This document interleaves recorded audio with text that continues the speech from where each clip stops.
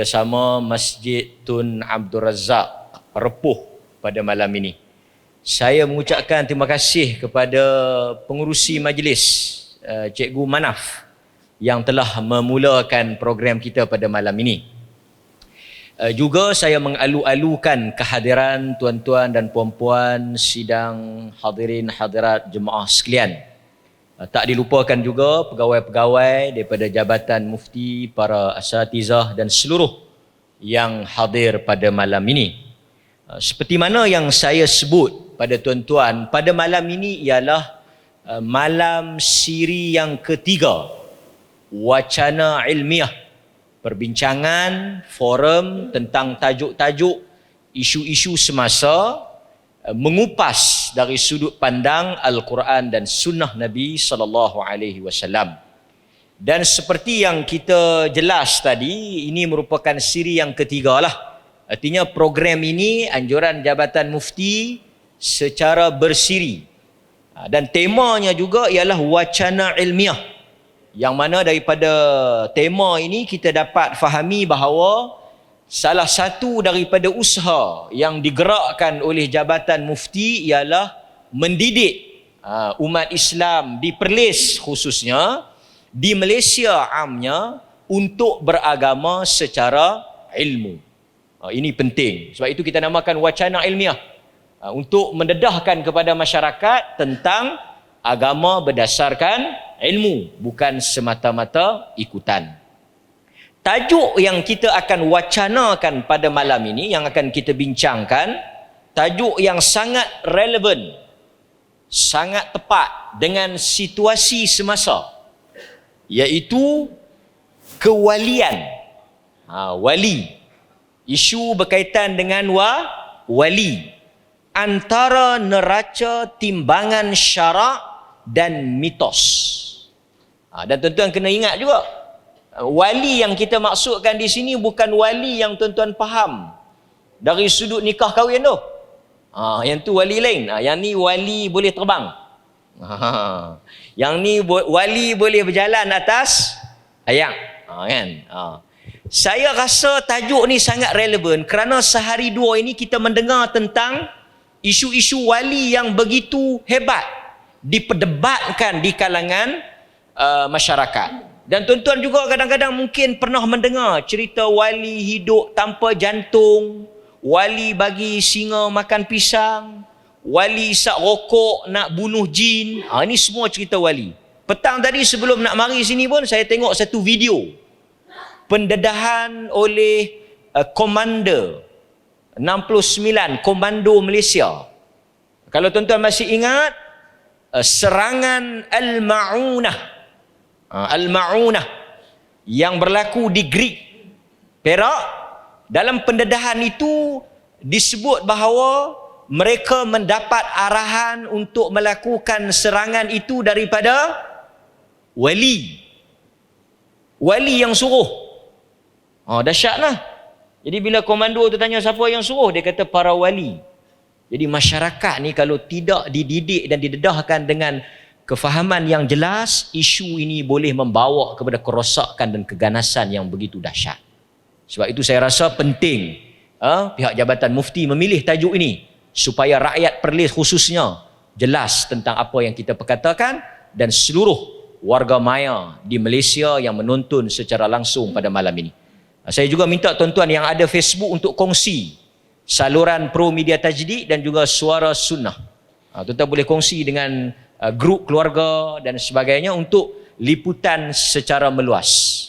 Untuk meringkaskan masa, saya akan bersama dengan panel yang pertama, hasil daripada perbincangan bersama tadi, bukan perbincangan para wali, perbincangan orang biasa yalah. Kami telah bersetuju untuk memberi laluan kepada sahibul fadilah Profesor Dr. Basri bin Ibrahim, kerana beliau merupakan pengurusi masjid ni. Jadi kita nak bagi laluan dulu kepada pengurusi. Oleh kerana beliau yang akan membuka gelanggang perbincangan kita, diskusi ilmiah pada malam ini, beliau bertanggungjawab untuk memberikan pencerahan tentang siapakah wali.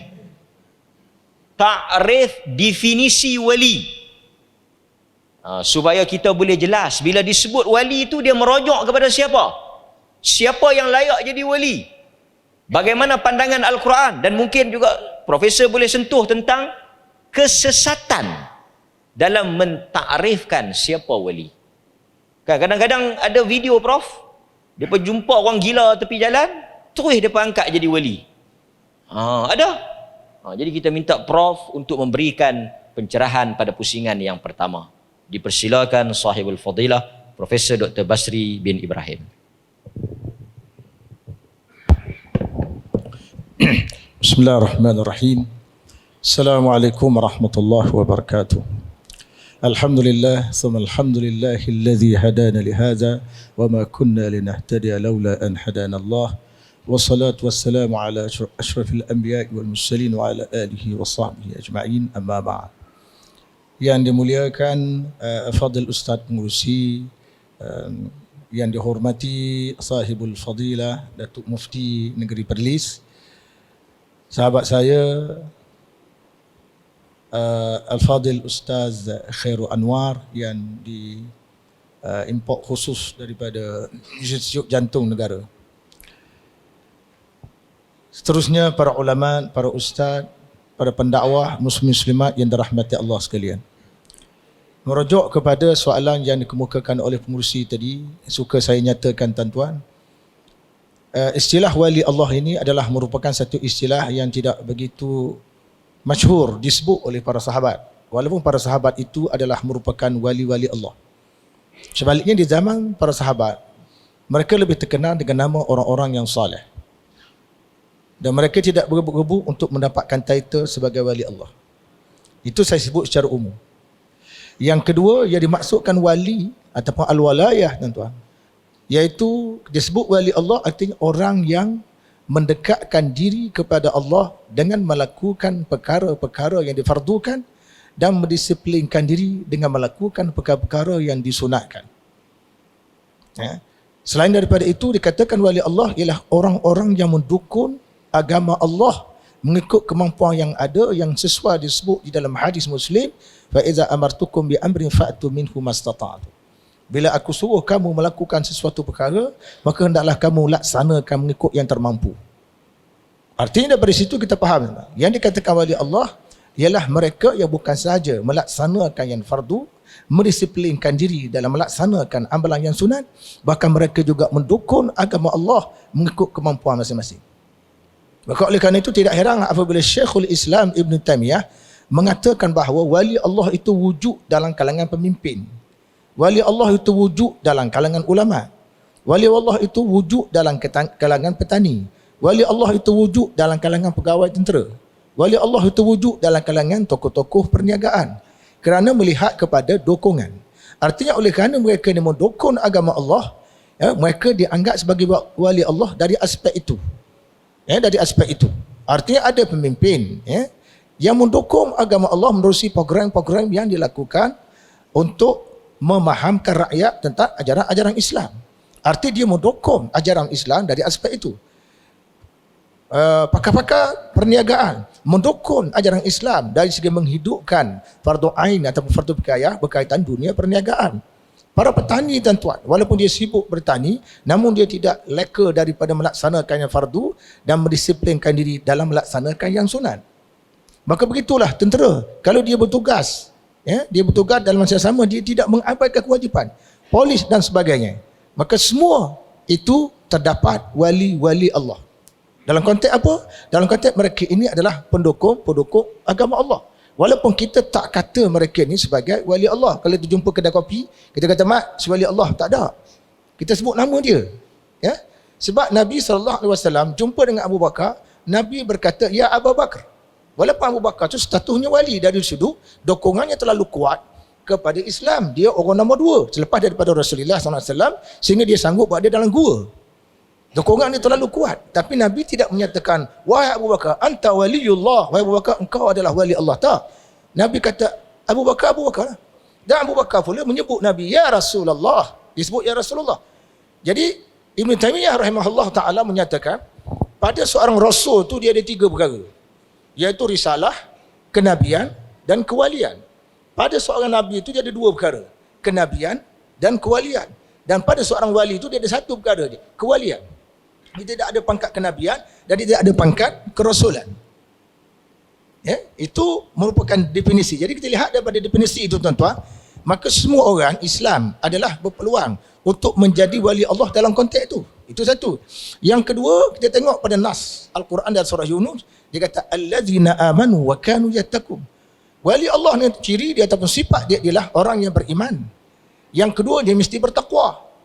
Jadi syaratnya apa tuan-tuan?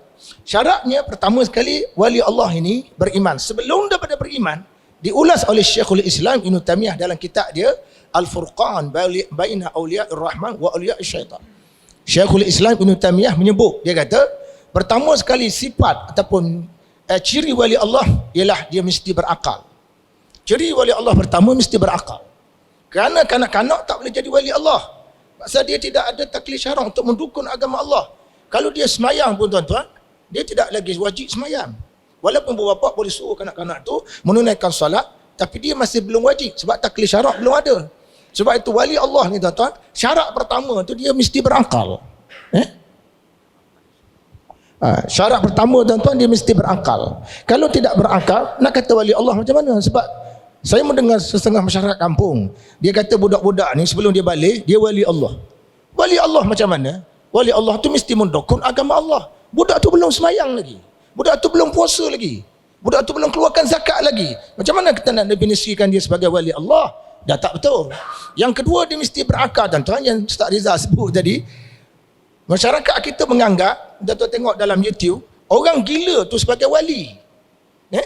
Orang gila sebagai wali. Kita tak kata gila-gila rohani tu. Ni gila betul dia tu. Memang orang kampung tahu bahawa dia gila, tiba-tiba masyarakat ambil dia berbuat tamimban masjid, menganggap dia wali Allah. Pasal apa tuan-tuan? Pasal dia buat dua perkara. Pertama, dia tidak sembahyang. Pertama, dia tak sembahyang. Kenapa dia tak sembahyang? Kerana setengah masyarakat beranggapan dia sudah sembahyang di Mekah. Dia tak sembahyang kat masjid kampung dia pasal dia sudah sembahyang di Mekah, kata dia. Ini tanggapan yang tak betul. Ini tanggapan yang tidak betul tuan-tuan. Tanggapan yang salah, menganggap sebegitu rupa.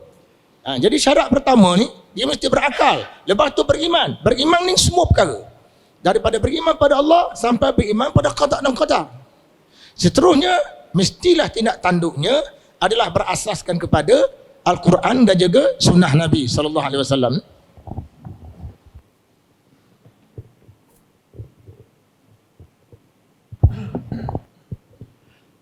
Seterusnya, tindak tanduknya tuan-tuan mesti berasaskan kepada Al-Quran dan sunnah. Kalau apa yang dibuat atau bercanggah Quran dan sunnah, ini bukan wali Allah dalam perbuatan tu. Walaupun Ibn Taymiyah mengatakan wali Allah ni dia ada 3 tahap tuan-tuan. Pertama, dia panggil as-sabiqu bil khairat, wali yang tiasa ke depan. Wali ini yang wajib dia buat, yang sunat dia buat, wajib dia buat, yang sunat dia buat, hidupnya sentiasa disiplinkan diri selaras dengan Quran dan sunnah. Yang kedua dipanggil muqtasid, golongan sederhana, iaitu golongan yang hanya buat yang wajib, sunat tak buat, sederhana. Golongan yang ketiga, golongan yang buat yang wajib, kadang-kadang dia juga melakukan kemaksiatan. Selagi mana dia tidak syirik kepada Allah Ta'ala, maka kewaliannya itu kekal. Walaupun dia masuk neraka, satu ketika nanti dia akan dikeluarkan Allah Ta'ala daripada neraka itu sendiri. Ini merupakan tuan-tuan majlis sekalian, disebut sebagai syarat-syarat wali Allah. Dari segi mesti berakal, dia mesti beriman, tindak tanduknya mesti tidak boleh bercanggah dengan Quran dan sunnah, dan yang keempatnya dia mesti seorang yang bertakwa. Takwa, tuan-tuan majlis sekalian, apa makna takwa? Takwa ni maknanya kita buat apa yang Tuhan perintah dan kita meninggalkan apa yang Allah Ta'ala larang. Itu disebut sebagai takwa. Kalau dua ciri ini ada pada seseorang tuan-tuan, maka boleh kita kaitkan dia dengan wali Allah. Cuma dalam kita nak menggelarkan seseorang itu sebagai wali Allah ataupun tidak wali Allah, nanti saya akan bincang dalam sesi yang kedua tuan-tuan. Kerana di sana ada perbezaan pandangan ulama. Boleh atau tak boleh kita kata pada seseorang bahawa si fulan bin si fulan wali Allah. Cuma dalam perbahasan rang pertama ni, saya nak tuan-tuan faham apa itu dikatakan wali Allah. Yang kesimpulannya saya dapat nyatakan, sebenarnya dikatakan wali Allah adalah orang yang bukan sahaja melaksanakan amalan fardu, mendisiplinkan diri melaksanakan amalan sunat, dan orang ini mendukung agama Allah. orang ini mendukung agama Allah. Maka dalam konteks ini, manusia yang paling kuat mendukung agama Allah ialah Nabi-Nabi. Lepas itu tuan-tuan, lebih daripada Nabi-Nabi lagi, lebih daripada Nabi-Nabi lagi, para Rasul. Sebab itu di kalangan manusia, wali Allah paling tinggi martabat adalah Rasul-Rasul. Nabi-Nabi ini tuan-tuan di bawah Rasul-Rasul. Di kalangan Rasul-Rasul yang paling tinggi martabatnya Rasulul Azmi. Di kalangan Rasulul Azmi yang paling tinggi martabatnya adalah Nabi kita Muhammad SAW. Selepas dari Nabi SAW, para sahabat. Maka Abu Bakar As-Siddiq adalah wali yang paling tinggi sekali martabatnya dari sudut dokongannya sangat kuat kepada Islam. Jadi kesimpulan saya nak katakan tuan-tuan, biar kita faham bahawa istilah wali ini dia bukan sebarangan. Ikatannya terhadap syariat kuat. Ikatannya terhadap amalan sunat itu kuat, dan dokongan dan perjuangannya untuk memertabatkan Islam itu kuat dalam hidupnya. Barulah orang itu boleh dikaitkan dengan dunia kewalian, bukan wali itu sebagai wali yang palsu dan sebagainya. Sekadar itulah pusingan saya yang pertama sebagai mukadimah. Wallahu a'lam. Wassalamualaikum warahmatullahi wabarakatuh. Terima kasih kepada sahibul fadilah Profesor Dr. Basri. Jadi kalau kita dengar daripada perbahasan wali yang disebut oleh Dr. Basri ini, mungkin secara peribadilah Dr. Basri ini mungkinlah juga di kalangan para wali. Sebab beliau ini sangat hebat dalam menulis. Saya ingat sudah mencecah ribuan buku. Tapi oleh orang kita ni, kalau kita habaq macam tu, dia kata yang ni bukan benda pelik kan. Nampak? Ni satu saya nak perkenalkan Dr. Basri ni penulis yang sangat prolific. Buku-bukunya sangat hebat dan sangat banyak di dalam pasaran yang boleh kita manfaatkan. Okey? Kita balik kepada Ustaz Khairil Anwar. Beliau ini kita datangkan khas. Yang penting beliau datang dengan kapal terbang. So, tuan-tuan dengar tadi dia daripada KL kan, dia main dengan apa? Dia tak terbang, dia naik kapal terbang. Kemudian dia datang sini, dia diambil oleh saya lah. Artinya dia dari situ belum wali lagi. Okey. Pengalaman kita apabila masyarakat ni, orang awam, tuan-tuan dan saya, kita memang ada kecenderungan takjub, kagum kalau ada orang boleh buat benda-benda yang pelik.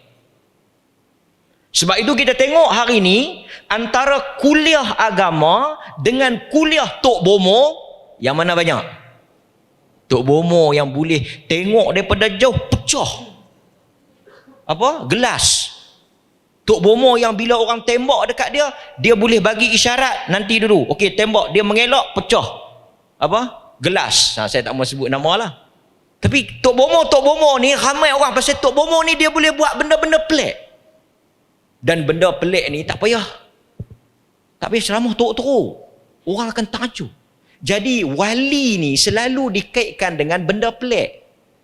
Kalau kita sebut mungkin keramat lah ataupun karamah. Jadi untuk tanggungjawab Al-Fadhil Ustaz Khairil Anwar, saya minta beliau jelaskan. Setelah kita terang tentang siapa wali ni dia akan dikaitkan dengan karamah. Kerana nak jadi wali kena ada benda luar biasa, benda pelik. Dan benda pelik ni orang suka, orang tertarik, orang ta'assub. Jadi apa itu karamah? Dan macam mana kita nak faham keramat ni? Dipersilakan Ustaz Khairil. Bismillahirrahmanirrahim. Alhamdulillah wassalatu wassalamu ala Rasulillah wa ba'd. Ustaz Rizal, Al-Fadhil Profesor Dr. Basri, Datuk Mufti, terima kasih menjemput. Karamah adalah suatu usul dalam ahli sunnah wal jamaah. Wa min usuli ahli sunnati wal jamaah, antara usul ahli sunnah wal jamaah membenarkan adanya karamatil awliya. Karamat bukan keramat. Karamat awliya, para wali Allah. Para wali Allah dah dijelaskan oleh Dr. Basri. Wali Allah macam disebutkan kalau tengok pembahagian 3 tadi, kita ada Muslim asi. Muslim yang asi juga dia Muslim dan dia mukmin. Tapi dia bermaksiat kepada Allah, dia juga wali. Kemudian yang kedua muqtasid, buat benda yang fardu, yang sunat tak banyak, mungkin tak buat. Yang ketiga as-sabiqu bil khairat, yang berlumba-lumba melakukan kebaikan. Yang fardu dijaga, yang sunat itu banyak sekali dibuat. Sebagaimana hadis wali, man adali waliyan faqad adhantuhu bil harb. Siapa yang memerangi wali aku, akan ku iklan perang. Dan Allah telah bagi tahu dalam tu, yang dikatakan wali itu yang melaksanakan benda yang Allah suka, itu daripada benda yang fardu. Menunjukkan fardu ni Allah suka daripada yang sunat. Wa mazal al-abd, dan senantiasa hamba itu melakukan ataupun mendekatkan diri kepada Allah bin nawafil, dengan amalan nawafil, sehingga hatta uhibbahu, sehingga aku mencintainya. Dan apabila aku mencintainya, kuntu alladhi, aku bersama sam'ahu alladhi sami'ahu sam'ahu alladhi yasma'u bih, bersama pendengaran yang didengar dengannya, yang bersama penglihatan yang dia melihat dengannya, bersama tangan yang digunakannya, bersama kaki yang dia melangkah dengannya. Bila dia minta kepada Allah, akan Allah bagi, dan dia minta lindung kepada Allah, Allah lindung. Itu karamat. Itu dah karamah, kemuliaan yang Allah bagi kepada orang yang mendekatkan diri dengan fardu dan senantiasa banyakkan amalan sunat. Tak ada amalan yang spesifik, maksudnya tak ada amalan yang khas untuk wali saja. Wali tak ada pakaian khas. Wali bukan pakai 2 lapis jubah ni. Wali bukan pakai hak serban macam Datuk Mufti ni. Wali bukan mesti pakai serban. Wali bukan mesti ada rida. Tak. Kemungkinan wali tu macam Ustaz Rizal. Wali Melayu kita. Dia pakai baju Melayu dan dia pakai seluar, tapi dia takwa kepada Allah dan dia beriman. So semua orang yang mukminan taqiyan kana lillahi waliya, maka adalah bagi Allah itu wali. Dan Allah Ta'ala sendiri menceritakan adalah wali-wali orang yang beriman itu Allah dan orang-orang yang beriman. Yang disebut karamah, benda kemuliaan yang Allah bagi ni, karamah adalah amrun khariqun lil a'dah, benda yang biasa terjemahannya mencari adat. Nak senang faham, benda luar biasa yang jadi ataupun yang Allah Subhanahu wa taala beri kepada ala yadi wali ataupun ala aidihim, kepada tangan-tangan ataupun kepada para wali.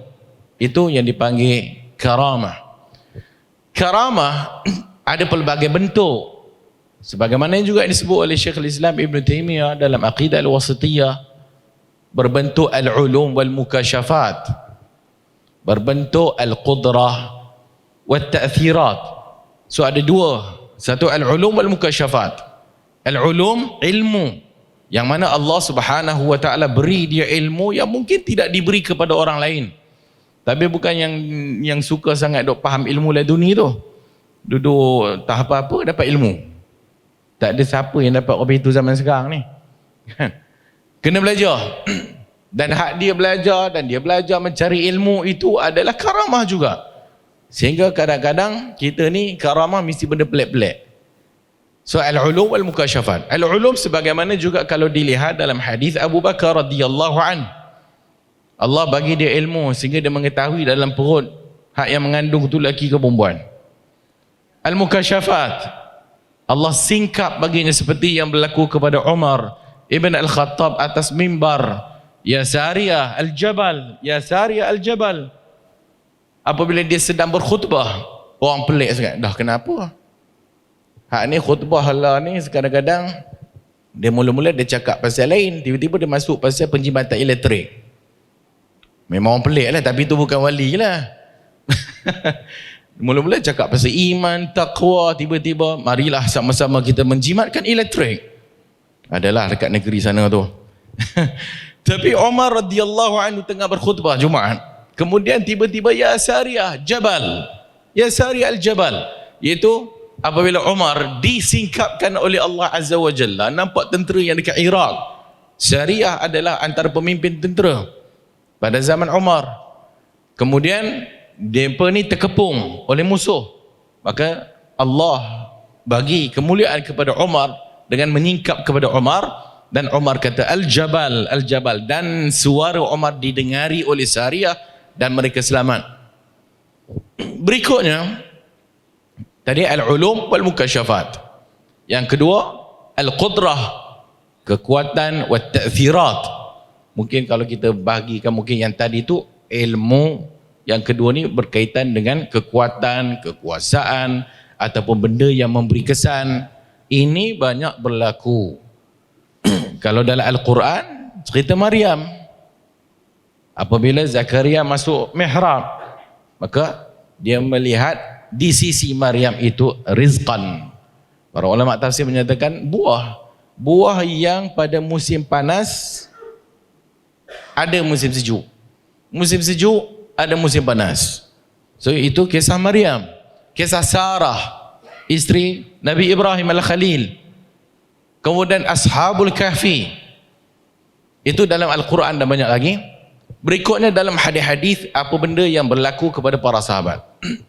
Sebagaimana kita sebut tadi Abu Bakar, Umar. Al-Qudrah wa Ta'thirat seperti yang berlaku kepada Al-Ala ibn Al-Hadrami dan juga Sa'ad ibn Abi Waqqas. Al-Ala ibn Al-Hadrami melintasi lautan, jalan atas air. Itu yang seronok tu. Di jalan atas air.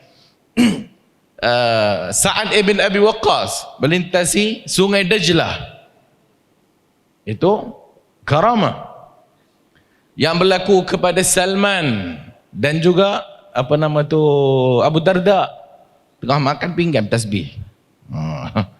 Ataupun tengah masak tiba-tiba periuk tasbih, dengar pula tu kuat pula tu bertasbih, tengah makan tasbih. Kalau kita lari terus. Yang berlaku lagi Imran ibn Husain, malaikat bagi salam dengan dia, dan juga sahabat-sahabat yang lain. Tinggal lagi yang berlaku kepada yang lepas dari sahabat juga banyak diceritakan.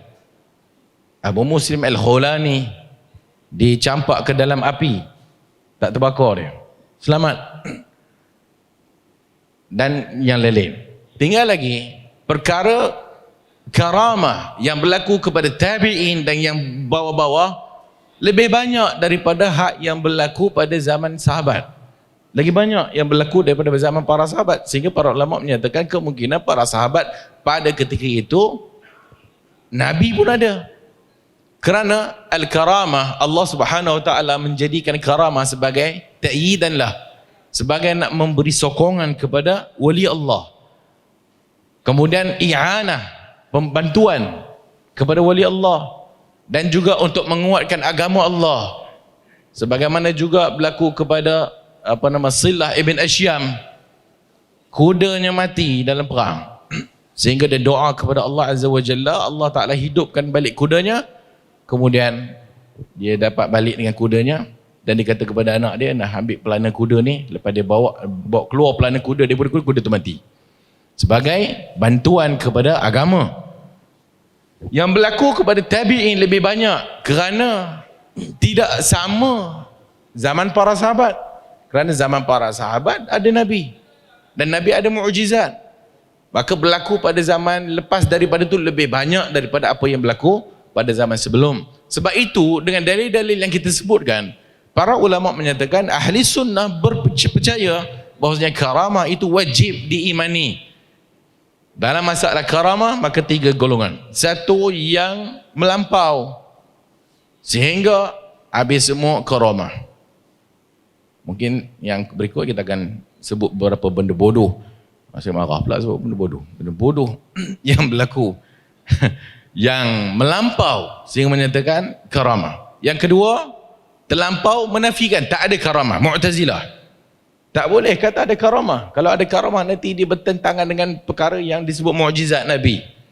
Dan yang ketiga adalah pertengahan, dan senantiasa berada di tengah adalah Ahlus Sunnah wal Jamaah. Kita beriman adanya karamah para wali Allah Azza wa Jalla, tapi dengan tidak melampau dan sehingga tidak menafikan adanya karamah. Dan karamah bukan mesti benda luar biasa yang mesti diketahui, magic dan mistik. Sehingga para ulama menyatakan karamah tu Sehingga apa nak cakap tadi aku lupa dah. Nanti kita sambung. Bukan benda yang mistik. Sehingga para ulama menyatakan orang yang hidupnya atas ketaatan sehingga matinya juga atas ketaatan itu adalah karamah yang orang tak nampak. Itu adalah karamah yang Allah bagi kepada seorang hamba yang iltizam dengan agama sehingga melazimi ketaatan kepada Allah sampai dia mati dan menghadap kepada Allah Azza wa Jalla. Jadi itu adalah karamah yang mesti kita fahami dan imani berdasarkan apa yang disebut oleh ahli sunnah wal jamaah. Wallah.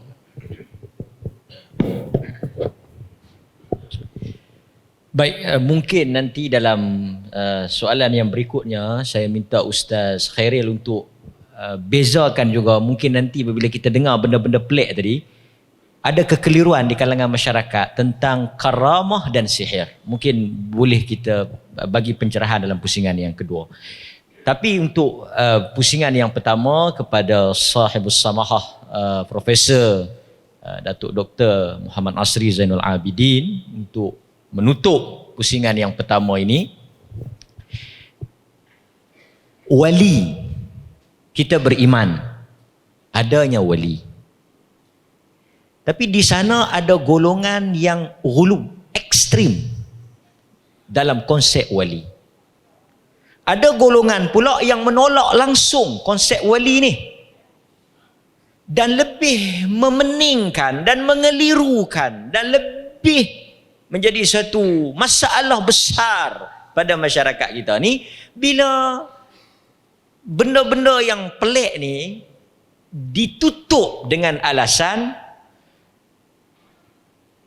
tak mustahil bagi Allah kalau nak jadi. Kalau Allah berkehendak, apa nak jadi pun boleh. Sehingga wali ni diangkat melampau-lampau. Bila kita kata benda ni sangat pelik, mustahil, bagi Allah tak mustahil. Di masyarakat tak boleh nak kritik, tak boleh nak petikai. Jadi tuan-tuan hadirin mukminin, mudah-mudahan kita dapat pencerahan daripada sahibus samahah. Wali di antara orang yang melampau dan orang yang cuai. Dipersilakan sahibus samahah. Assalamualaikum warahmatullahi wabarakatuh. Alhamdulillah wassalatu wassalamu ala Rasulillah wa ba'd. Al-Fadil Ustaz Marizal selaku moderator hari ini. Moderator ni petah. Hari ini pula dia kenuri. Akikah. Kenuri akikah dia tu sama macam kenuri nikah tu. Maksudnya ada cita-cita nak jadi wali awal. 1,500 orang dia panggil. Al-Fadil Dr. Basri selaku ahli fatwa dari Perlis dan juga profesor di KUIPS. Juga sahabat saya lama ni, Ustaz Khairul Anwar yang duduk di IJN. Saya tak pasti dia pernah jumpa tak ada wali yang tak ada jantung tapi masih berjalan-jalan. Semasa dalam ni selingan lah sebelum jawab soalan, boleh ke fungsi? Semasa kami bincang di dalam fatwa baru ni tentang tarekat Naqsyabandi, salah satu yang kita persoalkan ialah dakwaan Syekh Nazim Haqqani bahawasanya George Bush dan Tony Blair juga adalah wali. Sin George Bush dan sin Tony Blair, dia punya sainthood dia tu, kewalian dia itu disebabkan kerana dia telah menyerang Saddam Hussein. Kerana Saddam Hussein ni bagi dia adalah pengganas lah. Jadi Allah telah hantar dia untuk menyerang Saddam Hussein dan Iraq. Padahal memusnahkan orang Islam. Dan dia ada pedang yang dihulurkan daripada langit untuk dia. Macam mana George Bush yang mengebom Iraq dan Tony Blair dah jadi wali? Pun begitu, pengikut dia yang mari itu mempertahankannya. Dengan makna tertentu bagi wali ini. So kita ada confusing benda tu perkara-perkara yang mengelirukan kita tentang dakwaan dia. Saya nak balik sikit. Perkara-perkara pelik. Sebelum tu saya nak ambil poin Dr. Basri. Dahulu yang digunakan di dalam Al-Quran dan Sunnah, selain daripada perkataan wali ataupun awliya, perkataan yang lebih utama yang menjadi tajuk ialah perkataan salih, iaitu as-salihin. Sebab tu doa Allah cerita tentang Nabi Ibrahim AS, wa innahu fil akhirati laminas salihin. Dia di akhirat kelak termasuk di kalangan orang salih. Dia tak sebut termasuk kalangan wali, termasuk kalangan salih. Tawaffani muslima wa alhiqni bis salihin, kata Nabi Yusuf. Matikan aku sebagai seorang muslim, masukkan aku di kalangan orang yang salih. Perkataan salih banyak kita, wa alhiqni bis salihin, masukkan aku dengan orang salih. Salih. Ini adalah perkataan yang paling banyak digunakan.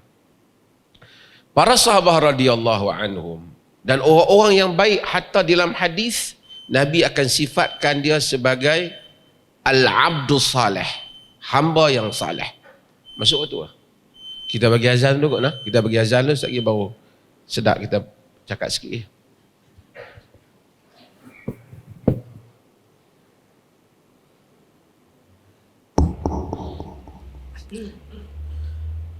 Allahu Akbar, Allahu Akbar.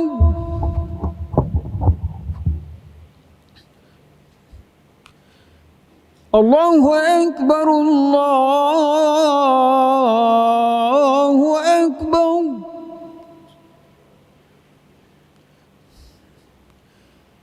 Asyhadu an la ilaha illallah.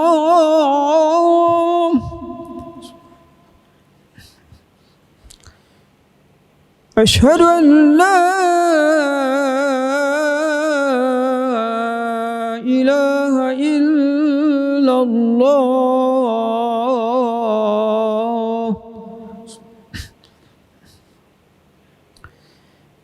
Asyhadu anna Muhammadar Rasulullah.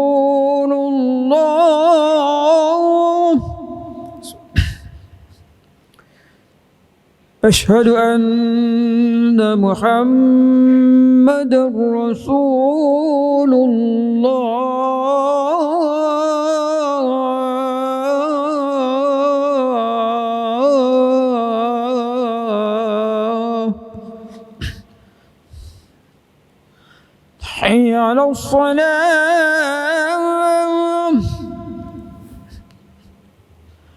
Hayya 'alas salam.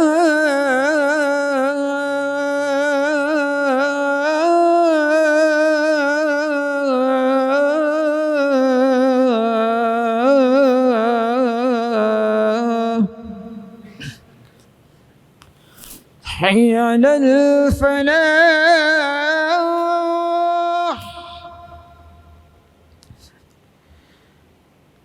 Hayya 'alal falah.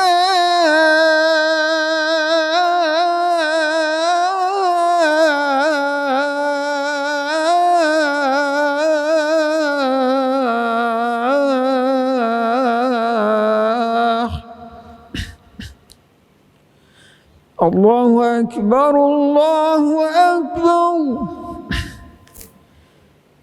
La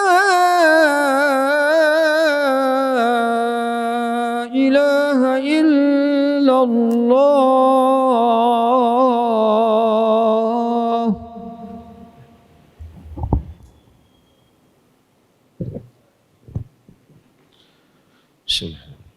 Saya sambung. Tahu mana saya sebut dah?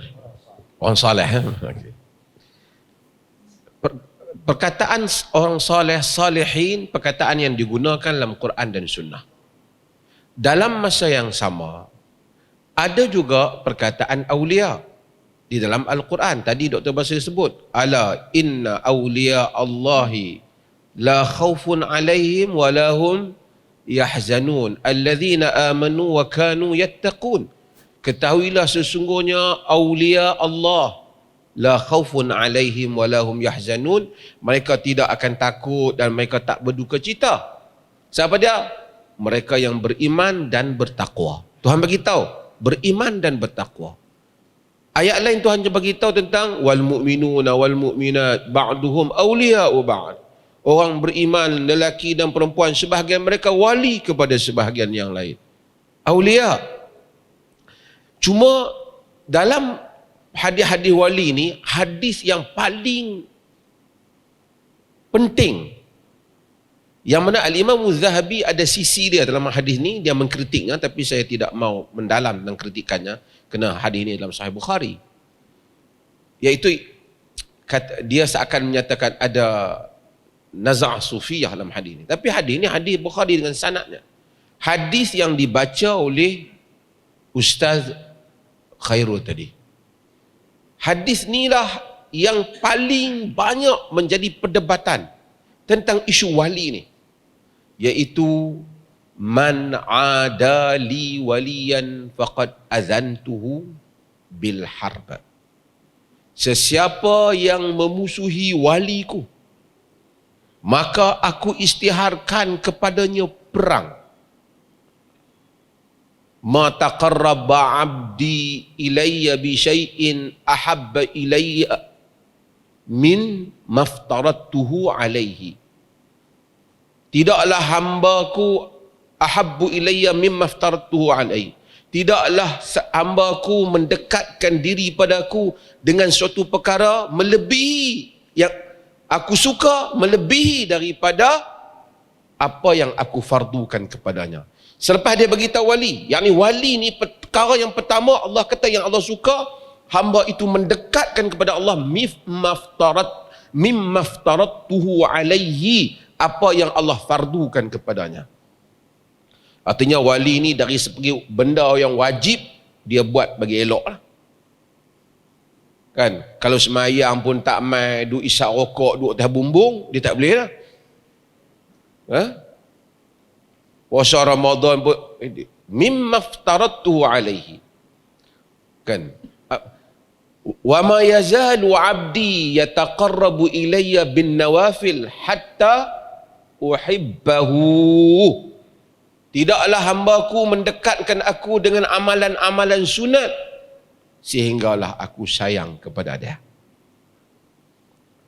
Fa idza ahbabtuhu fakuntu sam'ahu alladhi yasma'u bihi wa basarahu alladhi yubsiru bihi wa yadahu allati yubtishu bihi wa rijlahu allati yamshi biha wa yadahu allati yabsutu biha wa rijlahu allati yamshi biha. Hadis yang tadi Ustaz Khairul baca, saya teringat nak baca hadis ni.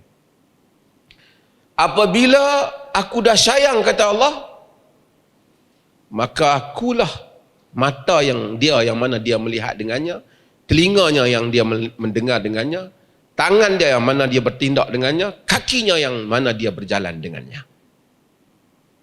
Hadis ni wala in sa'altani la a'taituhu wala in sta'adzani la u'idhanna. Kalau dia minta ke aku pasti bagi. Kalau dia minta lindung aku dengan satu perkara, aku akan lindungkan dia. Hadis ni melihat tentang kelebihan wali. Tapi Allah kata wali tu dalam hadis Qudsi ni dia dah bagi takrif dah, iaitu yang buat yang fardu dan yataqar wa ma yazalu 'abdi yataqarrabu ilayya bin nawafil. Dia kata sentiasa hamba itu berterusan mendekatkan diri padaku dengan benda yang sunat hatta uhibbahu, sehingga aku sayangkan pada dia. Jadi nak jadi wali, buat yang fardu, banyakkan yang sunat. Ini bukan duk pergi terbang, cambuk jantung lah. Para sahabat radhiyallahu anhum ajma'in, ada tak benda pelik yang berlaku pada mereka? Tadi Ustaz Khairul Anwar sebut benda-benda pelik. Banyak. Tapi mereka tak, untuk umpamanya Usaid bin Hudair dan Abbad bin Bishr dalam hadis yang diriwayatkan oleh Imam Bukhari. Dia duk mari bincang dengan Rasulullah sampai lewat malam, masa mereka nak balik, tungkat mereka keluar cahaya. Jalan dulu gelap, tungkat mereka cahaya. Bila mereka berpisah, dua-dua tungkat mereka ada cahaya. Tapi tak ada pula selepas tu orang duk panggil ya Usaid Sultanul Awliya, duk pergi rumah dia, duk cium kaki dia. Orang tak buat kerja tu. Para sahabat banyak benda yang Sa'ad bin Abi Waqqas umpamanya tadi disebut, itu dalam riwayat Muslim. Dia sebagai gubernur yang dilantik oleh Umar bin Khattab, dia pergi di Bani Abs di Iraq. Bila dia pergi, dia tanya, ada orang komplain tentang dia. Sayyidina Umar hantar suruhan jaya menyiasat gubernur dia, betul ke tak? Semua orang kata okey. Tapi Bani Abs, di masjid dia ada seorang bernama Usamah bin Qatadah.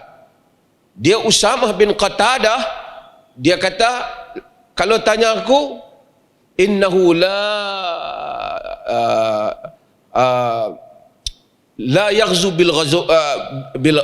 bil ghaziyah wala yaqsimu bisawiyah wala yaqdulu fil qadiyah. Dia ni tak bahagi benda yang adil, tak pergi perang, dan kemudian tak adil dalam hukuman. Lebih kurang begitu ucapan dia. Sa'ad marah kat dia. Allahumma in kana abduka hadha qama riya'an wa sum'atan. Ya Allah, kalau dia ni berdiri, kena diri duk kata kat aku ni kerana nak menunjuk kepada dia, fa'atil umrahu wa ja'alhu wa'aridhu fil fitan. Panjangkan umur dia, wa'amil basaru, sebagai butakan mata dia, jadikan dia duduk dalam fitnah. Dan timpa orang itu. Tapi selepas tu tak ada lah orang semua duduk pergi rumah Sa'ad, kemudian duduk pergi rendam kaki dia ke apa. Sahabat tak buat benda tu. Al-Bara' bin Azif umpamanya terkenal masyhur dengan tangannya yang mustajab doa. Bahkan kadang-kadang ada benda yang pelik. Ramai orang yang wajahnya bersama dengan Nabi, sama dengan wajah Nabi SAW. Al-Hasan sama dengan Nabi, Husain juga sama dengan Nabi. Abu Sufyan pun sebenarnya rumah dia dekat sama Nabi. Husam bin Abbas muka sama dengan Nabi. Tapi ada seorang, muka dia bukan keturunan Nabi, bukan darah daripada Bani Hashim. Muka dia sebiji macam Nabi. Dia tabi'i. Iaitu Kabis bin Rabi'ah bin Malik. Terkenal. Dia punya sama muka dia macam Nabi, sampai timbul fitnah di kalangan orang tu. Betul ya bukan macam Nabi. Orang bercakap tentang dia. Apabila Anas melihat Kabis, Anas ni khidmat dengan Nabi, 10 tahun duduk dengan Nabi, siang malam pagi petang, mata Anas paling banyak melihat Nabi. Terkejut Anas tengok Kabis. Anas peluk dia. Sebab rupa sama macam Nabi. Dia bukan keturunan Nabi. Bila berita ni sampai pada Muawiyah, Muawiyah kata bawa dia mari pada aku. Muawiyah duduk di singgasana dia, di kursi pemerintahan dia lah, kan. Habis masuk, Muawiyah terkejut, Muawiyah terjun turun, pi cium dari antara kedua mata dia. Sama muka macam Nabi. Muawiyah buat potongan tanah bagi kat dia. Sama macam Nabi itu. Dia tabi'i. Tak adalah orang lepas tu duk pergi buat ajaib. Padahal itu antara kejadian-kejadian yang berlaku di kalangan masyarakat sahabat radhiyallahu anhum. Bila benda ni mai, yang pelik-pelik ni mai apabila orang mula nak menggunakan title wali ni pasal nak dapat benda lain. Semua orang nak dakwa dia punya kelebihan, terutama nak dakwa benda pelik-pelik berlaku. Saya tengok buku Pak Dr. Basri, Syekh Abdul Rahman di Masqiyah. Saya tengok, saya teringat dalam sejarah. Al-Imam Ibn Kathir sebut dalam Al-Bidayah wa Nihayah, pada zaman Abdul Malik bin Marwan, Ada satu orang yang dinamakan Al-Haris bin Abdul Rahman Ad-Dimashqi. Dia bukan dia ni lah. Tengok buku tu teringat buku apa ni. Dia mendakwa sebagai karamah dan buat benda-benda pelik sampai orang jadi ikut dia. Dia boleh buat nampak orang berkuda terbang di udara. Sebab tu maka mula para ulama selepas zaman itu dan kemudian menyatakan apa dawabit wali ni. Sebab tu kita tengok kalam hatta di kalangan ulama-ulama sufi, kalam idza ra'aita rajulan yatiru fil hawa fala taghtar illam yakun muwafiqan lil kitabi wasyunnah. Jika kamu melihat orang terbang di udara, jangan kamu terpengaruh jika tidak sama dengan kitab dan sunnah. Tapi dalam masa yang sama, macam tadi, kita tak boleh nak nafikan tentang karamah ni. Maka Ustaz KA sebut tadi tentang buku Ibn Taymiyah rahimahullah. Dengar apa-apa tu Ibn Taymiyah lagi. Dengarlah orang nak sebut dulu Ibn Taymiyah kata apa. Wa min usuli ahli sunnati wal jamaah. Ustaz Khairul Anwar yang duk baca kitab ni, ana jarang baca ni. Macam mana? Ibn Taymiyah kata. Wa min usuli ahli sunnati at-tasdiq bi karamatil awliya wa ma yujri Allahu ala aydihim min khawariqil adat. Betul? Daripada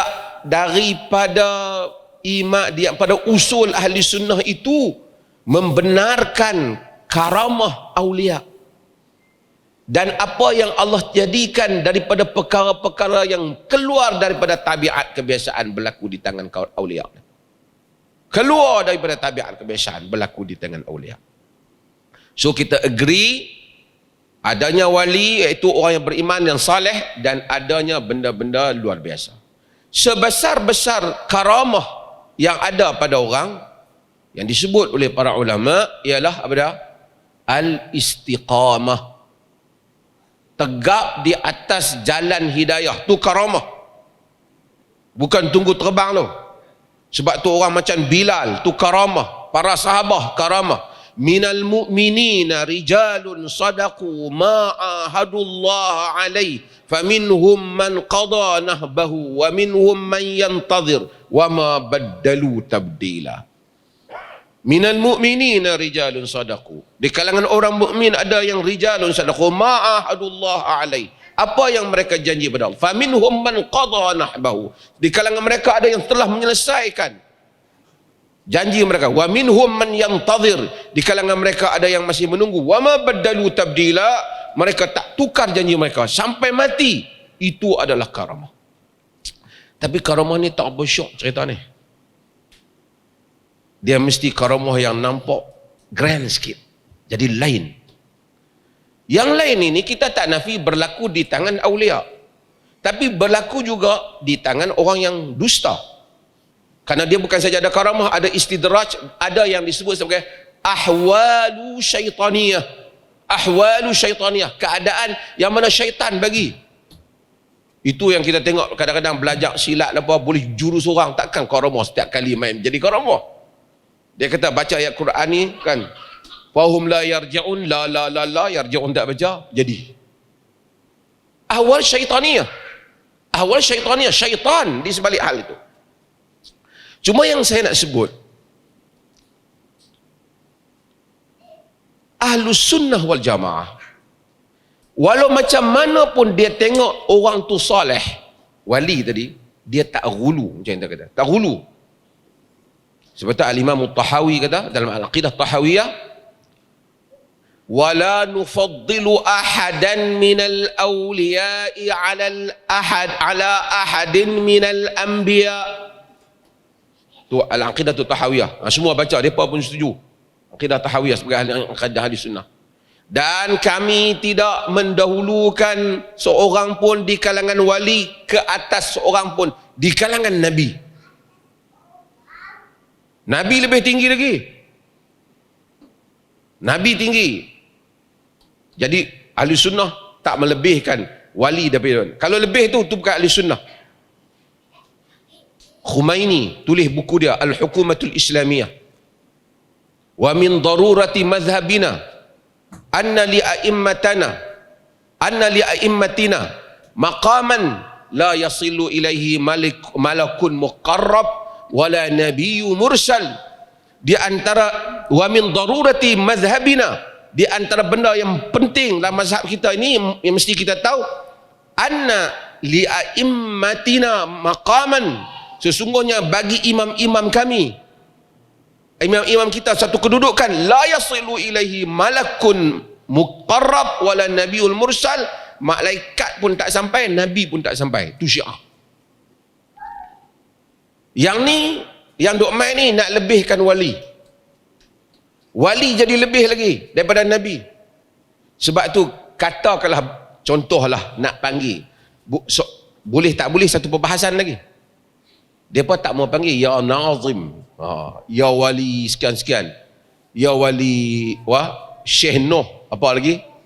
Kenapa depa tak panggil, kalau betul-betul panggil ya Musa, ya Isa, ya Yusuf? Siapa tak panggil? Panggil ni tak ada ni kalau panggil ni macam biasa ya. Kita panggil dengan wali yang geng kita. Kenapa tak panggil Abu Bakar? Kenapa tak panggil Omar? Itu lagi ketua para wali, lagi tinggi wali kewalian mereka, Abu Bakar dan Omar. Para sahabat Nabi, mereka tak panggil. Yang panggil semua syekh tarikat mereka, aliran tarikat mereka. Kenapa mereka khususkan tarikat mereka? Sebab kalau panggil sana, bagi saya kata showroomis lah. Yang ni Abu Bakar semua orang boleh panggil, nanti mereka tak ambil melalui sanad kita pula, kita miss lah. Dia ada sectarian punya isu. Ghulu. Ahli sunnah dia tak ghulu. Panjang saya sikit. Boleh kan ni? Sagi tak apa, bagi mereka tak yang duduk. Ahli sunnah dia tidak ghulu. Dan Nabi bagi amaran tentang ghulu ni. Sebab itu di dalam hadis yang diriwayatkan oleh Imam Al-Bukhari, apabila Ummu Salamah menceritakan tentang kanisah yang di Habsyah yang dilihat, yang bernama Maria. Ada banyak gambar-gambar dalam gereja tu, patung-patung. Pasal mereka pergi Habsyah, mereka balik, mereka cerita kepada Nabi apa yang mereka tengok di sana. Apa Nabi kata? Ulaika qaumun idza mata fihim ar-rajulu salih. Tengok Nabi guna au al-abdu salih banau ala qabrihi masjida wa sawwaru fihi tilka as-suwar ulaika syiraril khalqi 'indallah.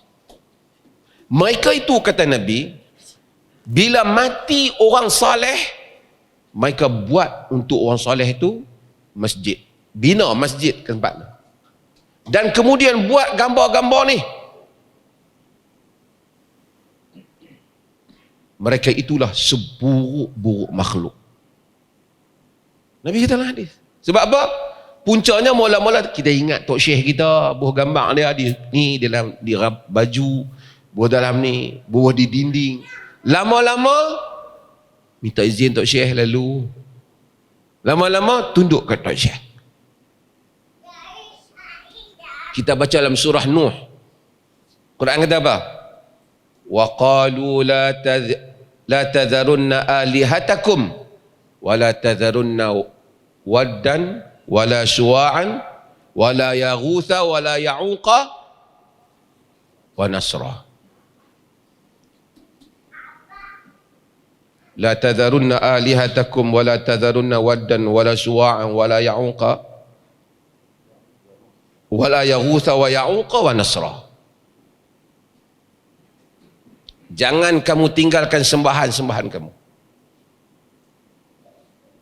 Jangan kamu tinggalkan waddan wala suwa'a. Jangan kamu tinggal wad, su'a, yaghus, ya'uq dan nasra. Depa ni adalah nama orang-orang saleh yang dulu mati, kaum mereka, kaum Nuh, buat patung. Mula-mula ni bukan apa kita buat ni, isu nak ingat depa ni lah ajak kita agama itu. Depa ni orang soleh. Tapi lama kelamaan jadi berhala. Nabi kata ulaika syirarul khalqillah. Mereka itu makhluk Allah yang paling jahat. Orang yang buat macam tu.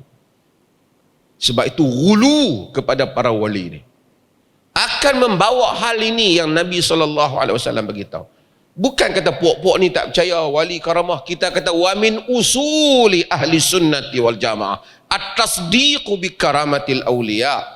Daripada usul ahli sunnah percaya tentang karamat awliya. Yang kami tak terima ni ghulu tadi.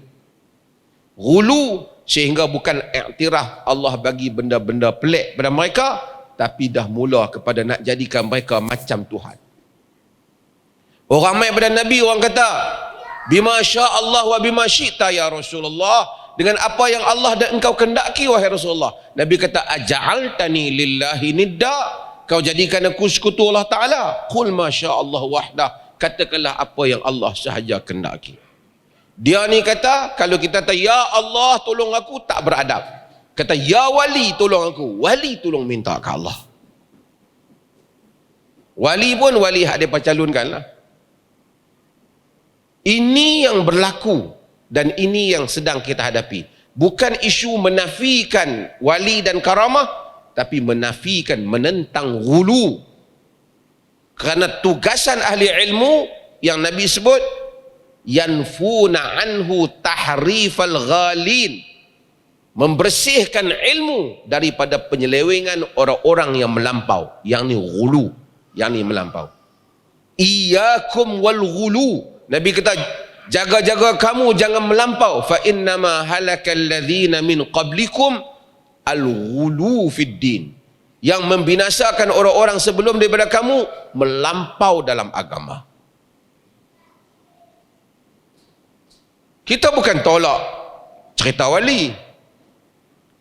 Ibn Taimiyah rahimahullah kata karamah Abdul Qadir Al-Jilani mutawatir ceritanya. Allah bagi karamah. Tapi karamah tu bukan menyebabkan dia jadi maksum. Al-Imam Syaukani rahimahullah kata karamah bukan menyebabkan dia maksum. Allah, dia mungkin berdosa tapi oleh kerana dia ahli tahajud banyak, berlaku benda pelik, Allah bagi. Pelik ni bukan pelik isi Allah tak pelik, khawariqul lil adah, benda yang luar daripada kebiasaan. Ada orang karamah dia tuan-tuan nak jadikan sedekah, oi manusia kedekut dengan duit, tapi kalau orang tu sentiasa boleh sedekah, karamah dia. Mana manusia biasa boleh buat? Orang yang sentiasa bangun qiyamul lail, karamah dia di bab tu. Orang yang sentiasa jaga puasa dia, karamah dia bab tu. Allah muliakan dia, Allah jadikan mulia. Tuan-tuan, orang yang boleh bangun sembahyang subuh berjemaah. Tuan-tuan ingat senang ke ramai yang tumbang sembahyang subuh ni? Cerita fadilat punya, karamah dia dalam bab itu. Karamah dia bab itu. Sebab itu maka kita jelas hal ni. Ahli sunnah percaya hal ni. Kami tentang ghulu yang pengurusi kata tadi. Ghulu di dalam mengangkat para wali ni. Terima kasih.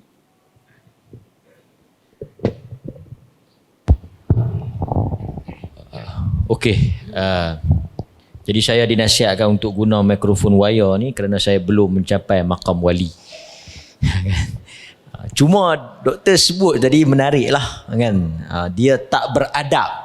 Bila kita berdoa terus kepada Allah, kita tak beradab.